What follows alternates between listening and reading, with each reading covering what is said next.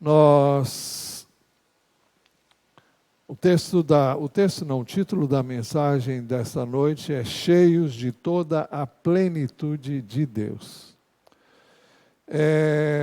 O texto está em Efésios capítulo 3, versos 14 a 21. E o texto começa dizendo assim: por esta razão. Então seria o caso de perguntarmos, qual a razão? Ele está se referindo a alguma coisa que eu e você não sabemos. Anteriormente, no capítulo 2, versos 11 até o 18, o apóstolo Paulo havia dito que através da obra de Jesus na cruz, foi possível a reunião dos... Eu vou pedir que desliguem aqui, por favor. Através da obra de Jesus na cruz, foi possível a reunião de judeus e gentios no mesmo corpo, o corpo de Cristo, a igreja. É preciso que se diga, ainda que eu creia que todos possivelmente saibam, que gentios eram e são todos os que não são judeus. Eles eram chamados de gentios no tempo do Novo Testamento, e seríamos todos nós que não somos judeus de nascimento. Mas, então, eu vou repetir. No capítulo 2, de 11 até o 18, o apóstolo Paulo havia dito que, através da obra de Jesus na cruz, foi possível a reunião de judeus e gentios no mesmo corpo, o corpo de Cristo, a igreja.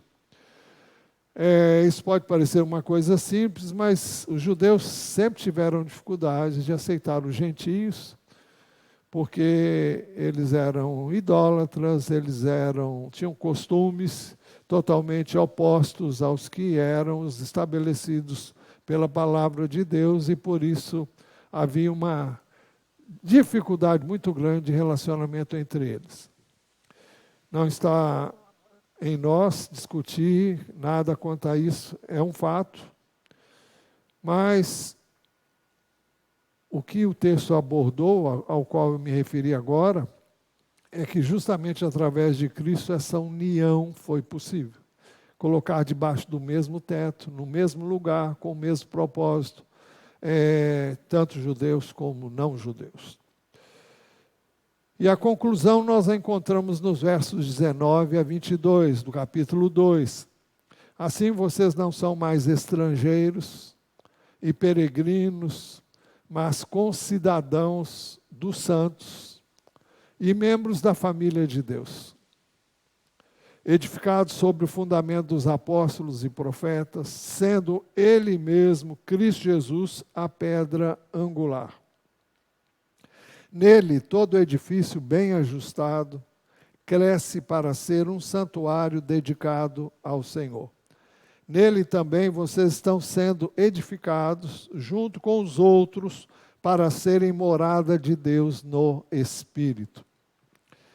Então, a razão a qual ele se refere é o fato de que judeus e gentios, através da obra redentora de Jesus, vieram a pertencer e a participar do mesmo corpo de Cristo, que é a igreja. A sua igreja, a igreja de Jesus. Logo depois ele afirma em Efésios 3, 1, por esta razão, eu, Paulo, prisioneiro de Cristo Jesus, por amor de vocês, os gentios, porque ele está escrevendo aos gentios. Mas ele para aí e abre um parêntese no que ele ia dizer. Ele ia falar tendo em vista essa razão, então ele vai falar uma outra coisa, mas ele para e ele diz: se é que vocês ouviram falar a respeito da dispensação da graça de Deus, a mim confiada em favor de vocês. Ele está se referindo ao ministério que ele tinha junto aos gentios, aos não-judeus. Pois, segundo uma revelação, me foi dado a conhecer o mistério, conforme escrevi há pouco, resumidamente. Ele se refere ao texto que nós falamos de Efésios 2, de 11 a 22.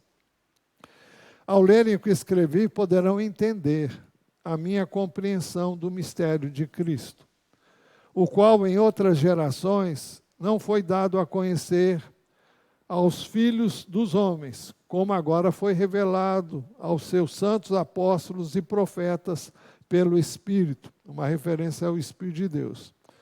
E ele vai dizer, o mistério é que os gentios são co-herdeiros, membros do mesmo corpo e co-participantes da promessa em Cristo Jesus por meio do Evangelho. Então, judeus e gentios hoje, desde aquele tempo, participam das mesmas promessas, são co-participantes e herdeiros das mesmas promessas feitas anteriormente aos judeus. Então, em Efésios 3,14, ele retoma o assunto de novo ao que ele queria dizer desde o início, quando ele começou a falar em Efésios 3,1, onde ele havia dito, por esta razão.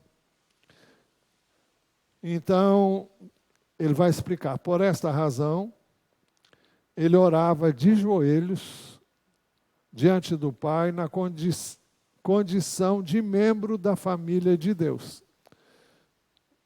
Então, como membro da família de Deus, ele orava a Deus. Ele diz assim, por essa razão me põe de joelhos diante do Pai, de quem toda a família nos céus e na terra recebe o nome. Por essa razão eu me ponho de joelhos diante do Pai, de quem toda a família nos céus e na terra recebe o nome. De quem toda a família nos céus e na terra recebe o nome. Por que ele está dizendo isso? Jesus, logo após a sua ressurreição, ele não tinha dito nada disso antes da sua ressurreição. Depois que ele morreu por nós, foi sepultado e ressuscitou ao terceiro dia, uma das primeiras pessoas com as quais ele se dirigiu foi a Maria Madalena. Está registrado no Evangelho de João, capítulo 20, a partir do verso 17, a segunda parte. Então ele disse a Maria Madalena, olha, vá até os meus irmãos e diga a eles, era uma referência aos seus discípulos, subo para o meu Pai e o Pai de vocês. Ele nunca tinha dito isso antes, mas agora ele estava dizendo, para o meu Deus e o Deus de vocês. Por que ele estava dizendo isso? Porque desde que os seus discípulos tinham recebido o perdão dos seus pecados através da morte de Jesus na cruz, e ele havia ressuscitado para que eles pudessem nascer de novo, então eles haviam se tornado também filhos de Deus pela fé em Jesus. É isso que o apóstolo Paulo disse na Epístola aos Efésios, no capítulo 2, verso 19. Nós também, hoje, somos membros da família de Deus, pela mesma razão, porque cremos em Jesus, fomos perdoados através da sua morte e recebemos uma nova vida, porque ele morreu por nossos pecados e ressuscitou no nosso lugar, para que por meio dele nós também vivêssemos uma nova vida. É o que a Bíblia chama de novo nascimento. Assim vocês não são mais estrangeiros e peregrinos, mas concidadãos dos santos e membros da família de Deus. Ele está se dirigindo aos não-judeus. Por essa razão ele orava pelos cristãos de Éfeso, confiado na riqueza da glória de Deus. Peço a Deus que, segundo a riqueza da sua glória, conceda a vocês, nós vamos ver o que ele vai pedir, mas ele fala, segundo a riqueza da sua glória. O que ele quer dizer com a glória? Ele está se referindo à glória de Deus. O que é a sua glória? É o que Deus é. Deus é glorioso, Deus é majestoso, Deus é poderoso. é aquilo que Deus é aquilo que emana de Deus. É a glória dele, é aquilo que o glorifica, aquilo que o exalta, o engrandece, como nós cantamos aqui hoje. A glória de Deus fala da natureza divina de Deus. Fala aquilo que ele mesmo é. Então, por essa razão, ele orava para que os cristãos de Éfeso fossem fortalecidos com poder, mediante o Espírito de Deus no íntimo de cada um. Ele diz assim: peço a Deus que, segundo a riqueza da sua glória, conceda a vocês que sejam fortalecidos com poder, mediante o seu Espírito no íntimo de cada um. Uma outra versão diz: no interior de vocês. Conceda a vocês que sejam fortalecidos com poder. Como? Como eles poderiam ser fortalecidos com poder? Mediante o seu espírito, ele explica logo a seguir. Onde? No íntimo. O que é esse íntimo? É o homem interior. É o nosso espírito que foi regenerado por Jesus, quando nascemos de novo, e onde ele habita por meio do Espírito Santo em nós. Agora, com que finalidade ele está pedindo que nós sejamos, nós como gentios, como eles, sejamos fortalecidos com poder mediante o seu Espírito no íntimo de cada um, no nosso espírito, no nosso homem interior. Com que finalidade? Ele continuou orando para que assim, pela fé, Cristo habitasse no coração dos cristãos de Éfeso. E assim, pela fé, que Cristo habite no coração de vocês. Seria o caso de perguntar: e os cristãos de Éfeso não tinham Cristo? Como é que eles eram cristãos se eles não tinham Cristo? Com certeza eles tinham Cristo em seus corações, porque senão não seriam cristãos.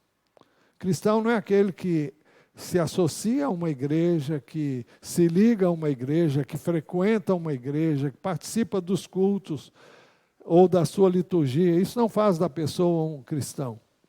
O que faz da pessoa um cristão é ele ter nascido de novo pela fé em Jesus e na sua obra realizada na cruz, ao perdoar todo aquele que crê. Para entendermos isso melhor, o apóstolo Paulo, escrevendo aos Romanos, no capítulo 8, ele disse assim: vocês, porém, ele está falando aos cristãos de Roma, vocês, porém, não estão na carne, mas no Espírito, se de fato o Espírito de Deus habita em vocês. E se alguém não tem o Espírito de Cristo, esse tal não é dele. De acordo com o ensino do Novo Testamento, então, ninguém pode ter Cristo e o Espírito de Cristo em seu coração, a menos que tenha crido em Jesus. O texto diz: vocês, porém, não estão na carne. Vocês não são simples pessoas como todas as demais. Mas vocês, porém, não estão na carne, mas no Espírito, se de fato o Espírito de Deus habita em vocês. Se é que o Espírito de Deus habita em vocês. E ele explica: se alguém não tem o Espírito de Cristo, esse tal não é dele. Todo aquele que crê em Jesus e recebe Jesus como seu Salvador, como Senhor, o Espírito de Deus vem viver nele. O Espírito de Cristo vem viver nele. Então, a sua oração era para que os cristãos de Éfeso fossem fortalecidos com poder para terem mais de Cristo em seus corações. Como? Através do Espírito Santo, que eles tivessem mais do Espírito Santo, que revelaria, que daria a eles a graça e a capacidade de terem mais de Cristo, de manifestarem a vida de Cristo. Em João 14, 23, Jesus disse assim, respondendo a uma pergunta: se alguém me ama, guardará a minha palavra, e o meu Pai o amará. E viremos para ele e faremos nele morada. De acordo com esse texto e esse ensino de Jesus, não obstante o Espírito de Deus habitar em nós, Jesus habitar em nós, o texto fala que ele faria em nós morada. Ele faria em nós residência. O que significa isso? Que ele vai ficar ali definitivamente e vai manifestar a vida dele, a vida de Deus. Quando? Quando eu e você obedecermos a sua palavra. Quando nós guardarmos os seus mandamentos. É assim que a vida dele se manifesta. Porque ele é a sua palavra e a sua palavra é ele.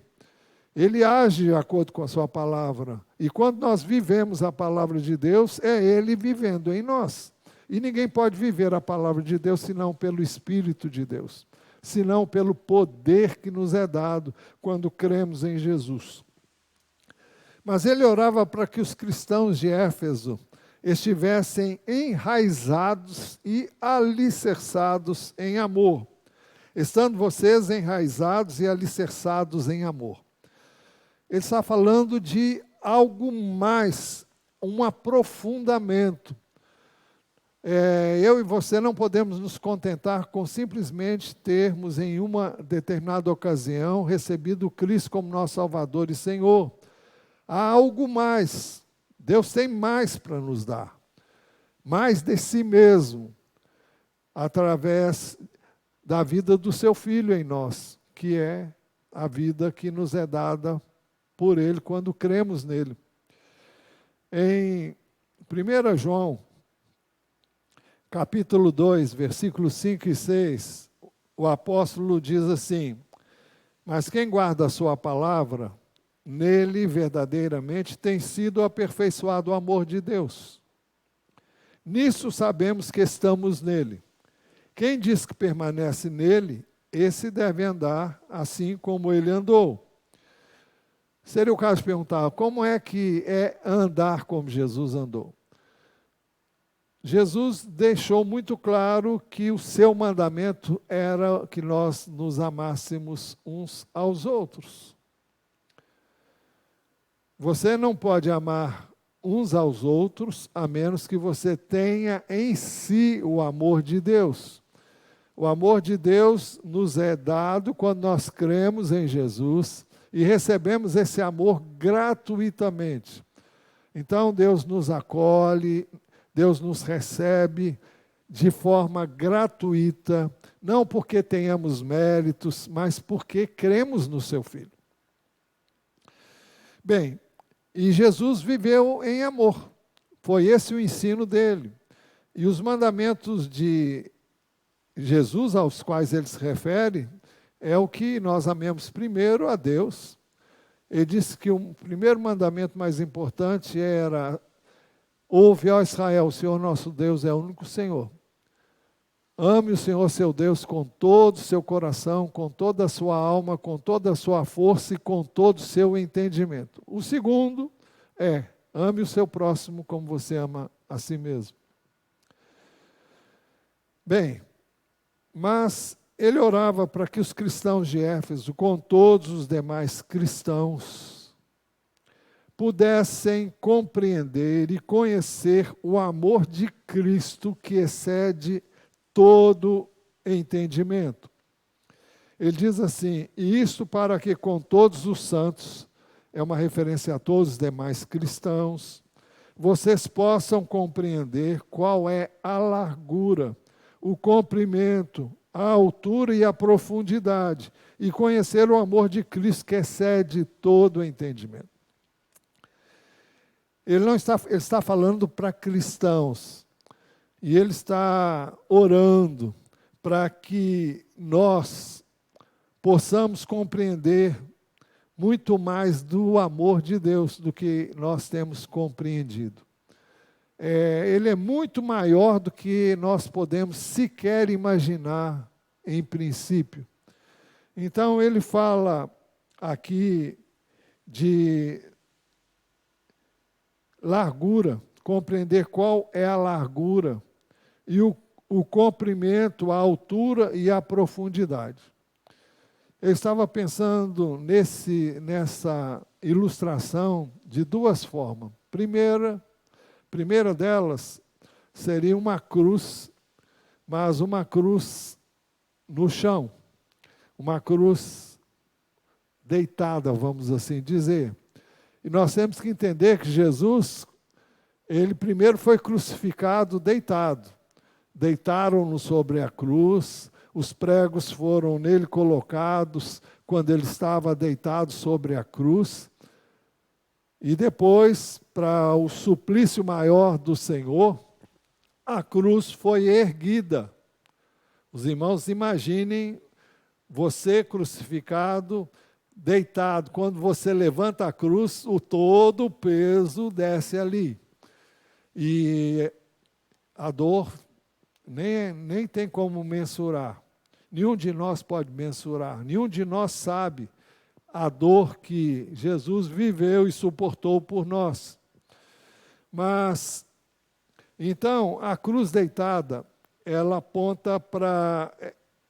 Ela está ao alcance de todos que creem, porque ela aponta para todos os lados, para lá, para cá, e assim.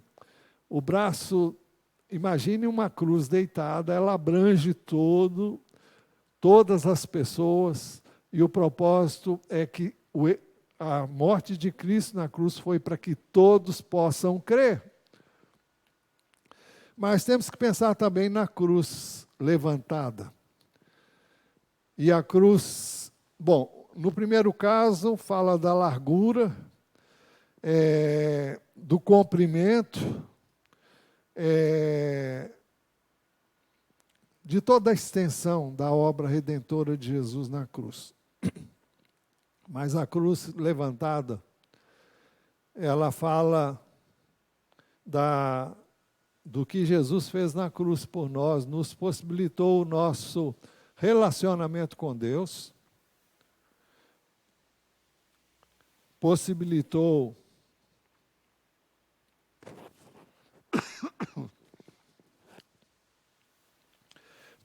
o nosso relacionamento com Deus, a nossa reconciliação com Deus, e possibilitou também a nossa reconciliação uns com os outros. Foi por isso que judeus e gentios puderam participar do mesmo culto, cultuar o mesmo Deus, porque Jesus veio para unir pessoas das mais variadas etnias, das mais variadas nações, das mais variadas línguas, e fazer destes povos um só povo, o povo de Deus. Então, não se trata de nenhum grupo específico, mas a obra de Jesus Cristo na cruz abrange a todas as pessoas que querem e desejam se reconciliar com Deus, e automaticamente quem se reconcilia com Deus tem que se reconciliar com as pessoas. Não pode haver mais qualquer ressentimento no coração de quem quer que seja, contra quem quer que seja, sobre a face da terra. O propósito dessa oração vai além disso, mas ele orava também, ele orava para que os cristãos de Éfeso, com todos os demais cristãos, ficassem cheios de toda a plenitude de Deus. Veja que coisa fantástica. Ele está fazendo uma oração de uma amplitude enorme. Ele está pedindo para que vocês fiquem cheios de toda a plenitude de Deus. É possível isso? A Bíblia nos informa que em Jesus habita toda a plenitude da divindade. E agora, ele ora para que nós tenhamos toda a plenitude de Deus. O que seria então a plenitude de Deus? Seria o caso de perguntarmos o que Deus é, qual é a essência de Deus. Deus é amor. Primeira Epístola de João, capítulo 4, versos 7 e 8, dizem assim: Amados, amemo-nos uns aos outros, porque o amor procede de Deus. E todo aquele que ama é nascido de Deus, é nova criação e conhece a Deus. Quem não ama não conhece a Deus, pois Deus é amor. Então, o conhecimento de Deus vai fazer com que nós amemos. Não é aquele amor da cá e eu dou lá. Não é um amor em função do que você recebe. O amor a que se refere o texto é o amor ágape, é um amor incondicional. Nós somos chamados a amar as pessoas, independentemente delas serem as que elas, independente do que elas fazem, da maneira como elas reagem, e muitas vezes até em relação a nós, negativamente.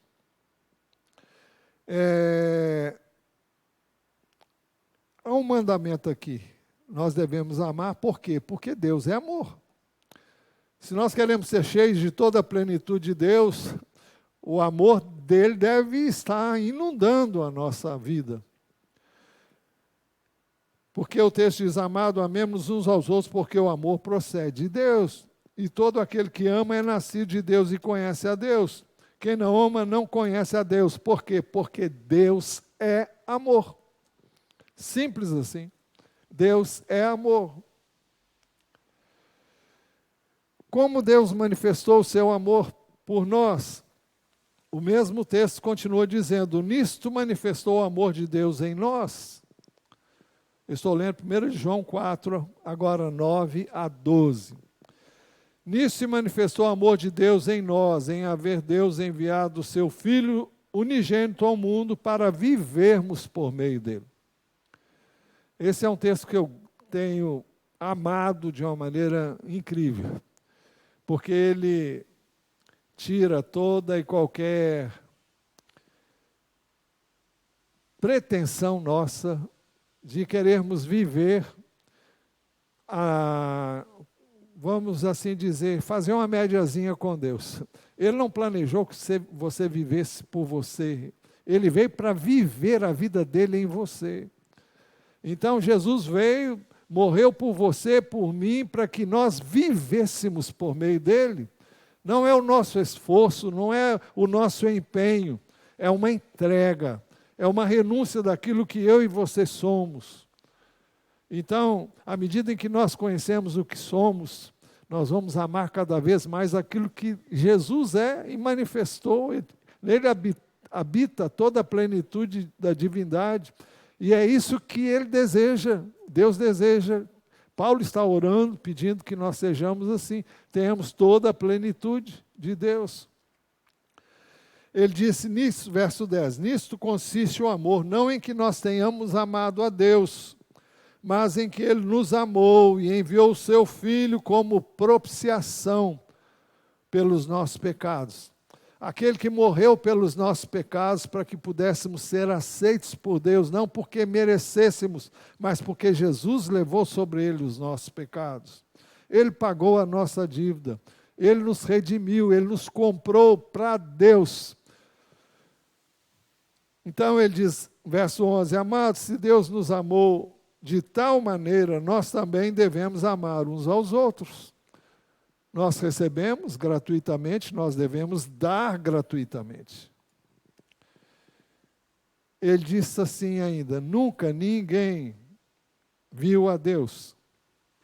Se amarmos uns aos outros, Deus permanece em nós e o seu amor é em nós aperfeiçoado. Como é que o amor de Deus vai sendo aperfeiçoado? À medida em que nós vamos vivendo aquilo que Deus é. E nós vivemos não é por nosso esforço, é pela graça de Deus que nos é dada através de Jesus. O plano de Deus é que nós vivamos por meio dele. É por isso que Jesus afirmou aos seus discípulos, eu lhes dou um novo mandamento, que vocês amem uns aos outros assim como eu os amei. Que também vocês amem uns aos outros. Nisto todos conhecerão que vocês são meus discípulos, se tiverem amor uns aos outros. Por quê? Porque Jesus é amor. Porque Jesus viveu toda a plenitude de Deus aqui, como homem, quando ele esteve aqui. E se nós quisermos manifestar Jesus, nós temos que andar como ele andou, e nós seremos conhecidos como seus discípulos, se tivermos amor uns aos outros. Como podemos amar assim? Eu já disse anteriormente, nisto se manifestou o amor de Deus, em haver Deus enviado seu Filho unigênito ao mundo para vivermos por meio dele. Não tem outro jeito. Não tente, você vai se decepcionar com você cada vez que você tentar amar as pessoas, tratá-las melhor, porque é impossível. Só pelo Espírito de Deus, sendo fortalecidos com poder, eu e você podemos amar assim. Então, eu vou ler agora a oração, perguntando como. Ele orou assim, dos Efésios 3, 16 a 19. Peço a Deus que, segundo a riqueza da sua glória, ou a riqueza do seu poder, conceda a vocês que sejam fortalecidos com poder, mediante o seu Espírito no íntimo de cada um. E assim, pela fé, que Cristo habite no coração de vocês, estando arraigados e alicerçados em amor. Isto para que com todos os santos vocês possam compreender qual é a largura, o comprimento, a altura e a profundidade. E conhecer o amor de Cristo, que excede todo entendimento, para que vocês fiquem cheios de toda a plenitude de Deus. Mais uma vez, isso é uma questão de entender e compreender espiritualmente realidades que estão à nossa disposição. Como? Através de entendimento espiritual. Para isso a gente ora. Eu disse aqui hoje no encontro de oração que o último pedido de oração, tanto nos pedidos da manhã quanto da noite, nós estamos orando por de acordo com esse texto. E vamos orar assim, talvez por um mês, até que comecemos a orar por outro texto, que também fala sobre outra razão pela qual nós devemos orar. Mas, então, é preciso que eu conheça. Como é que eu conheço a Deus? Através da sua palavra, através da oração, buscando Ele diariamente, buscando como quem quer encontrar, como quer conhecer. A Bíblia, que contém a palavra de Deus, nos ensina que nós devemos prosseguir em conhecer a Deus. Ele quer que nós o conheçamos. Agora, Ele é de uma preciosidade enorme. Ele não vai permitir que uma pessoa que não dá valor a Ele, conheça Ele como Ele deseja se dar a conhecer. Ele sabe o valor que tem. Ele sabe a preciosidade que Ele é. E Ele está disposto a dar a quem queira. É interessante que Jesus veio falando por meio de parábolas, e perguntaram a ele por que ele falava por parábolas. E ele citou um texto de Isaías, e isso está registrado em Mateus capítulo 13, se alguém achar aí antes de mim, por favor, me ajuda, porque eu não sei. Ah, bom, já achei.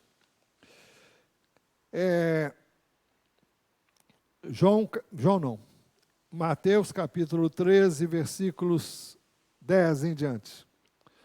Então os discípulos se aproximaram de Jesus e lhe perguntaram: por que o Senhor fala com eles por meio de parábolas? Ao que Jesus respondeu: porque a vocês é dado conhecer os mistérios do reino dos céus, mas àqueles isso não é concedido. Seria o caso de alguém perguntar: puxa, por que que uns podem e outros não podem? Na realidade, todos podem, todos que querem. Mas ele vai explicar. Pois ao que tem, mais será dado, e terá em abundância. Mas ao que não tem, até o que tem lhe será tirado. Por isso falo com eles por meio de parábolas, porque vendo não veem, e ouvindo não ouvem, nem entendem. Assim neles se cumpre a profecia de Isaías. Ouvindo vocês ouvirão, e de modo nenhum entenderão. Vendo vocês verão, e de modo nenhum perceberão. Agora ele vai explicar por quê. Porque o coração deste povo está endurecido. Ouviram com os ouvidos tapados, e eles fecharam os olhos para não ver. Em outras palavras, não estamos afim, né? Para não acontecer que vejam com os olhos, ouçam com os ouvidos, entendam com o coração, se convertam e sejam curados. São pessoas que não querem mudar de vida. São pessoas que não querem ser curadas. Não querem se converter a Deus. Querem continuar vivendo a sua vidinha. Então, a esses não é dado conhecer os mistérios do reino de Deus. Deus não se revela a quem não valoriza o que Ele é e tem para nós. Deus sabe o valor que tem. Deus sabe o que Ele é em si mesmo. Ele é autossuficiente, mas Ele tem prazer em se revelar a quem quer conhecê-lo. Ele tem interesse em dar-se a quem deseja receber, mas não é da boca para fora, é quem quer realmente. Isso implica em buscar, em achar. Eu gosto muito também de Provérbios, capítulo 2, porque explica isso muito bem, para que nós não tenhamos nenhuma dúvida quanto a isso, porque a Escritura não se contradiz, muito pelo contrário.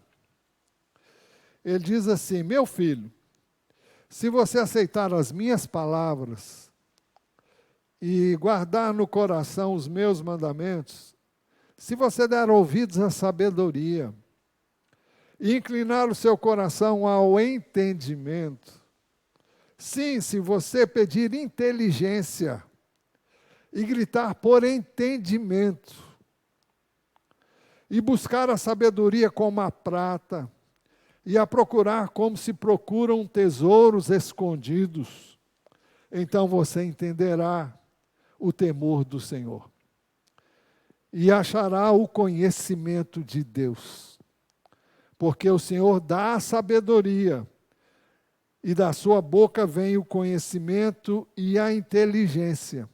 Ele reserva a verdadeira sabedoria para os retos, é escudo para os que andam com integridade, guardando as veredas da justiça e conservando o caminho dos seus santos. Ou seja, ele vai se dar a conhecer a quem realmente quer, quem realmente deseja, quem está afim, né? Mas a oração está terminando. Ele orava confiado, versículo 20, Efésios 3, 20. Ele orava confiado unicamente no fato de que Deus é poderoso para fazer infinitamente mais do que tudo que pedimos ou pensamos, conforme o seu poder que opera em nós. O texto diz assim: ora, aquele que é poderoso para fazer infinitamente mais do que tudo que pedimos ou pensamos, conforme o seu poder que opera em nós.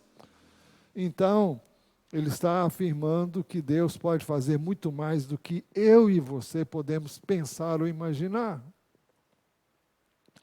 E assim, ele encerrou a sua oração tributando a glória devida a Deus.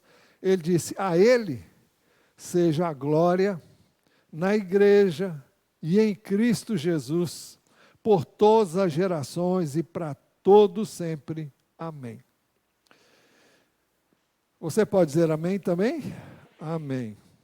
Então, irmãos, é essa oração que eu queria que vocês examinassem até que ela entrasse no coração de cada um de nós como igreja neste lugar, para que possamos viver isso.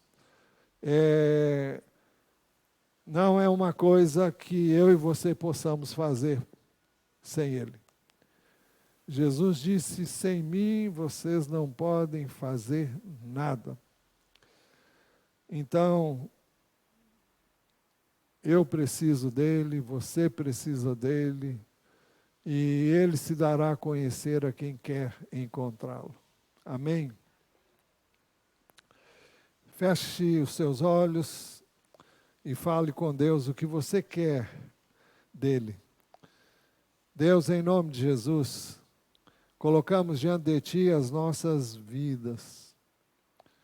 Queremos conhecer-te mais e mais. Queremos ter mais de Ti, não, como foi falado aqui, não das bênçãos, não porque nós não queiramos as bênçãos, queremos as bênçãos, mas queremos muito mais o abençoador. Queremos muito mais o Senhor, porque no Senhor nós encontramos vida, encontramos plenitude de alegria. Na Tua presença há delícias perpetuamente, diz a Tua palavra. Então queremos estar contigo, viver contigo, andar contigo, caminhar contigo. E pedimos que o Senhor use de graça e de misericórdia para conosco. Que o Senhor se revele a nós. Que o Senhor nos fortaleça com poder, mediante o Teu Espírito no nosso homem interior. Para que assim sejamos fortalecidos com todo o poder, para que possamos entender e ter toda a plenitude que há em Ti. Aquela que o Senhor deseja que nós tenhamos, com um propósito bem definido, que só o Senhor sabe e nos dará a conhecer no tempo próprio.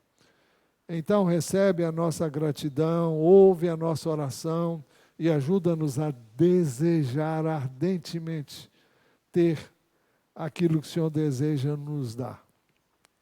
Nós pedimos estas coisas e pedimos também que quando sairmos daqui, o Senhor nos leve em paz, em segurança, sempre cercados pelos Teus anjos e livres do mal. Oramos no precioso nome de Jesus.